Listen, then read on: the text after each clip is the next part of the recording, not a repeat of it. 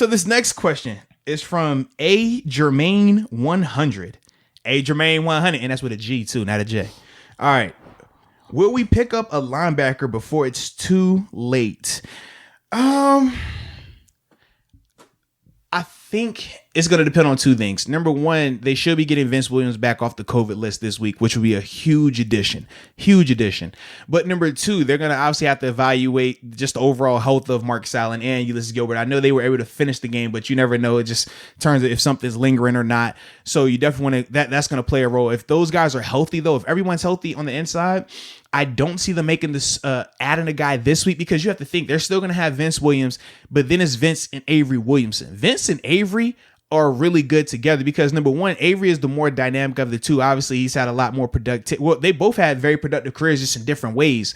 But for Avery, he needs that extra set of eyes, right? Because he's only 5 weeks now, 6 weeks into this defense. Remember that. Granted, he's been in it before under LeBeau, similar, but it's more so like brother and it's more so like cousins instead of like brother and sister, you know, just because of how it's evolved now versus when he had first got introduced to it. So even though he's confident, it's still some things where he, you know, can need that reassurance. There's a difference between Deke, you being confident knowing that you have this A gap, and you being confident knowing that, hey man, it's 3-by-1. I need to cheat to the trips, but also worry about this deep over route.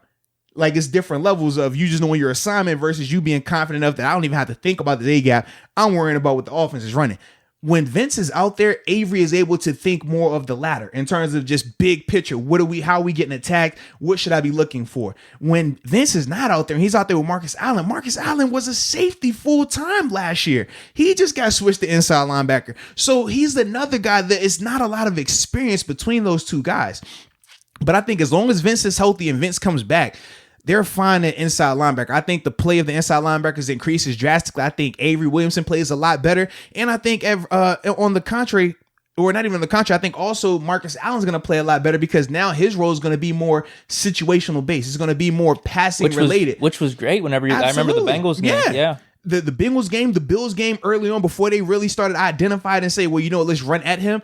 Before that, he played well in there, man. He's a space player. So I think when you can put him as your third linebacker solely for coverage and not the starting linebacker, I think that boosts them up as a whole. But it's more so going to be related directly to Vince Williams coming back and what are the impacts from COVID that he might still be dealing with. Because he talked about how he said his lungs some of those dudes get banged up. Yeah, man. He said his lungs felt like he smoked, I think he said 8 packs of cigarettes, a Black and Mild, a Russian, I forgot what he said. It was a Russian something, and it was one other thing.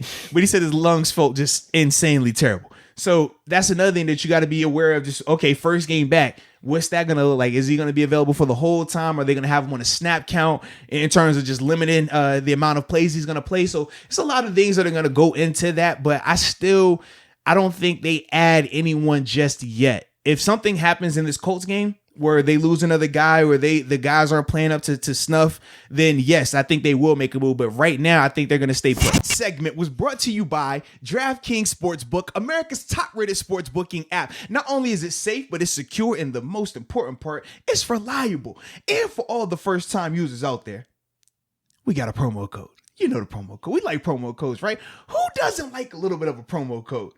Promo code is Moats. MOATS. If you use that promo code, what do you see? It's a deposit bonus. What's the amount? A decent amount. It's a nice $1,000. $1,000. That's a lot of money. Deposit bonus money. That's free money on top of it. So what exactly are you waiting on? Download the app, use the promo code Moats, and get an opportunity to make a little money.